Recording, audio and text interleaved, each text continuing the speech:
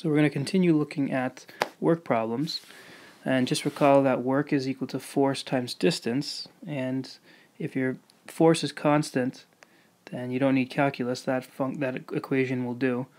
But if your force is not constant, then you're just summing up the force over the distance, whatever that integral or whatever that force function looks like. So as a quick review example, find the work done by the force f of x equals sine of 3 pi x newtons along the x-axis from x equals 0 meters to x equals 3 halves meters. Well, this is very easy. It's just the integral from 0 to 3 halves of our force function, which is sine of 3 pi x dx. And we might as well take an antiderivative for this one. This is going to be, the antiderivative of that is negative cosine of 3 pi x. And then by the chain rule, I got to undo that derivative of the inside by putting in a 1 over 3 pi there. So in fact, I'm going to let that negative go in here, so it looks like it's part of the actual number and not a subtraction. All right, and so then we get negative cosine of 3 pi times 3 halves divided by 3 pi minus negative cosine of 3 pi times 0 all divided by 3 pi, and that ends up being, the top becomes 0 because it's cosine of 9 pi over 2, so that's just 0. So this left term is 0, and the right term is going to be, I'm going to turn that into a plus, I'm going to turn this into a plus. So it's cosine of 0 over 3 pi, so it's 1 over 3 pi. So it's going to be 1 over 3 pi. The units would be Newton meters. Alright, so just a simple work problem to begin. Here's another work problem which is a little bit more, requires a little bit more scaffolding. So you have a leaky bucket that's lifted from the ground into the air by a worker pulling in 20 feet of rope at a constant speed.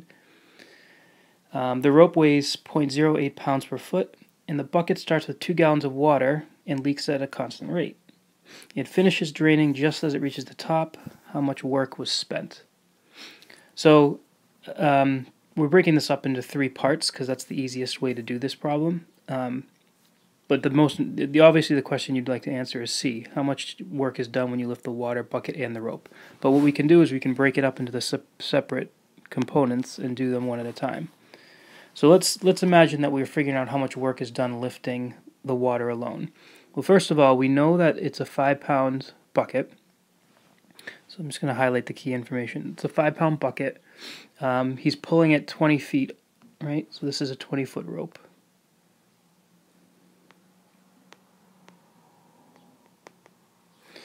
And we know that the rope weighs 0.08 pounds per foot, and the bucket starts with 2 gallons of water.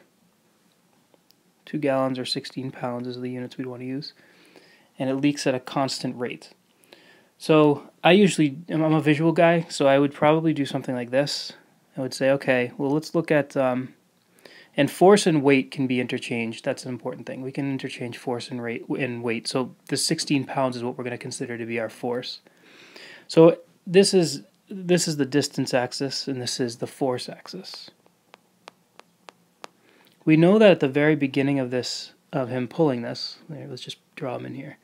At the very beginning that he's pulling this up, he's pulling up 16 pounds of water, right? I mean, it is leaking, but it starts at the very instant that he starts pulling it up at 16 pounds. And by the time it gets to him, which would be 20 feet, right? By the time he pulls the 20 feet, or the water up 20 feet, it must have leaked completely, right? It finishes draining just as it reaches the top.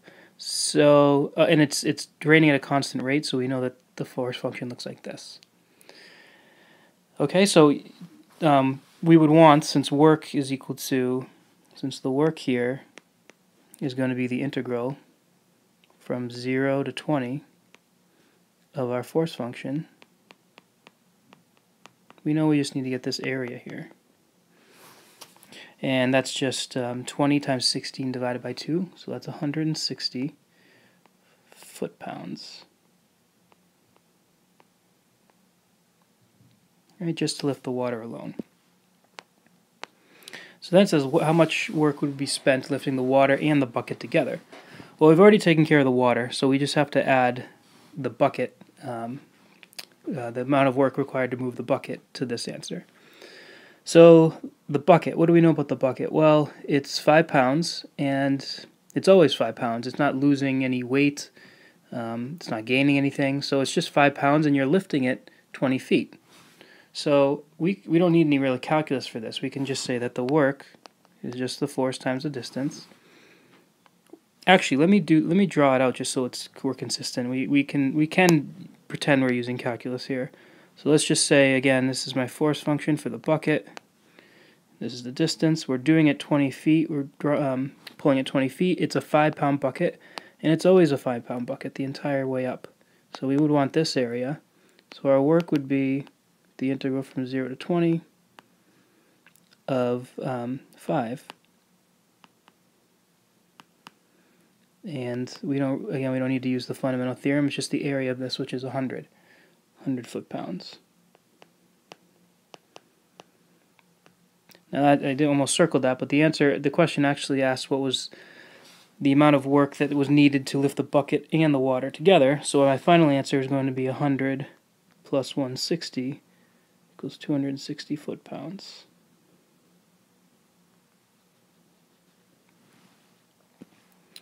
Cool, so now let's deal with the very last part of this problem, which is to figure out how much work would be required to lift the water bucket and the rope. So obviously now we just need to deal with the rope. So what do we know about the rope? Well, it's 20 feet long, and we also know that at the very instant he starts pulling, he's lifting the whole rope, right? He's lifting the entire rope. So how much weight is that? Well, we know it's 0.08 pounds per foot. So the weight of the rope in total is just going to be 0.08 times, so pounds per foot, times the 20 feet. And that ends up giving you a total of 1.6 pounds. So we know at the instant he starts pulling this, it's going to be 1.6 pounds. Right, he's pulling the entire rope. And then right when it gets to the top, it's going to be, he's pulled that last segment of rope up, it should weigh nothing.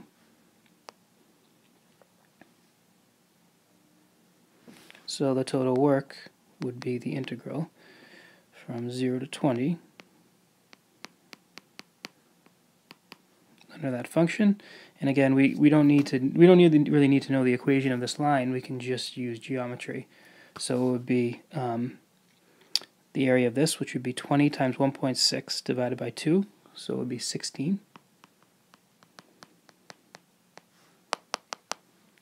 And so then the total work required to do everything would be 260 plus 16 equals 276 foot-pounds. So there's a way, a nice way you can kind of break down a complex problem into separate pieces. And even though, in some sense, calculus wasn't really even needed in this problem, but I wrote the integrals anyway, just so you can make the connection between the areas we're finding and the integrals. And then also note that sometimes your force will change, and in that case you might need to use an antiderivative or something like that.